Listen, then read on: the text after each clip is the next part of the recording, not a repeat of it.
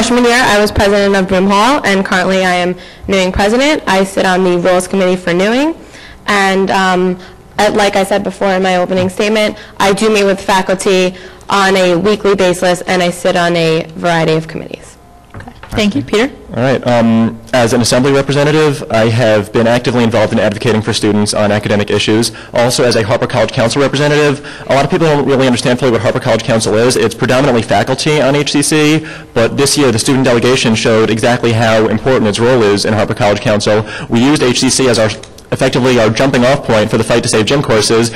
The HCC meeting alone created what Matt Landau called a spiral effect, which ultimately resulted in us saving gym courses. The academic VP is also the vice chair and chair of the student delegation to HCC. Being the only candidate to have been on HCC, I think I could be uniquely suited to step into those roles quickly. I'm also the director of communications right now for the Office of the SA President, David Bass.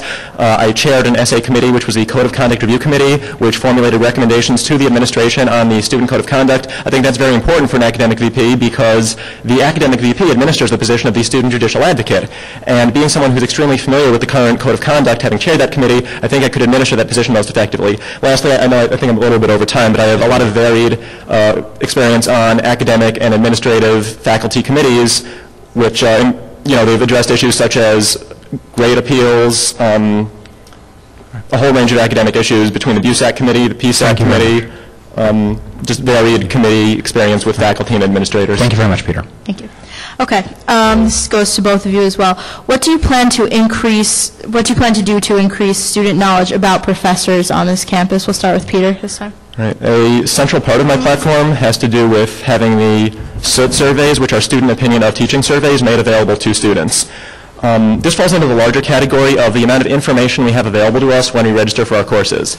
The past couple of academic VPs have discussed something called course breakdowns, where essentially when you register for a course on Busy, it will tell you, 20% is based on a test, 30% based on the final, 10% on class participation, and so forth. I think that's a great idea and it's a good program, but that's been worked on by, or at least addressed in some way by the past couple of academic VPs. I think we really have to expand the way we advocate for information about our courses. The way I would do that is, as I mentioned, the student opinion of teaching surveys. We've all filled those out either on Blackboard or on the bubble sheets in our courses. I think those would be a great asset to students for a couple of reasons. First of all, I think it would be the most expansive, best source of information we could have available about our courses, about our professors.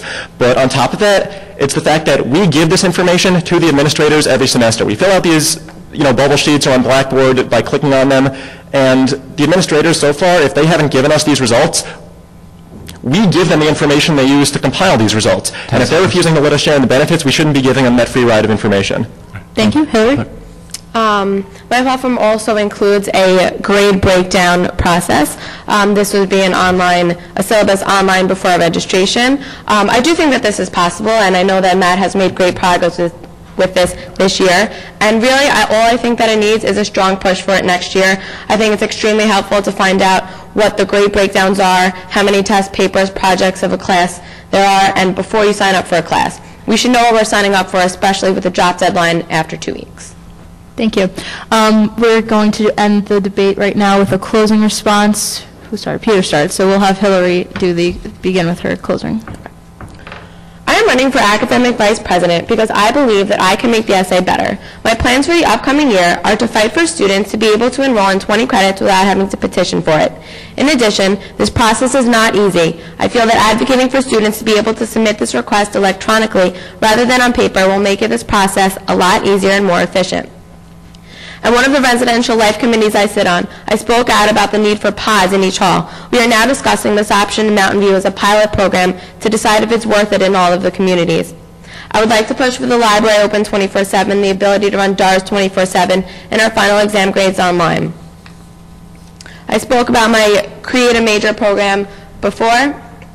I feel that as serving as a community president this year, VPAA is an appropriate next step.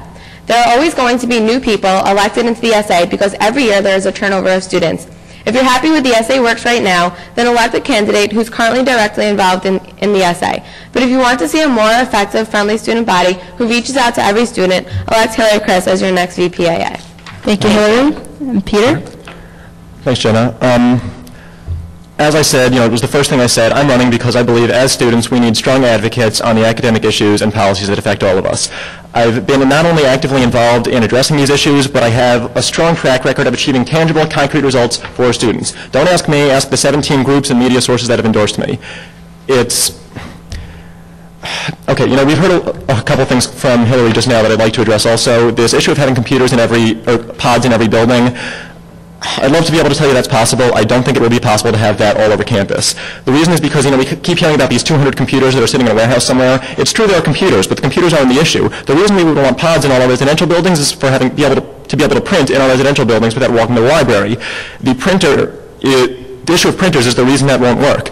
A lot of people don't realize, but there is a $600 printing license fee, which the university has to pay annually on each printer we have. There are 50 residential buildings throughout campus. That's $30,000 a year so that we don't have to walk to our dining halls. I don't think, as much as I'd like to be able to tell you that's possible, I don't think we'll be able to do it. Right. Thank you very much. That's the end of the debate for Vice President of Academic Affairs.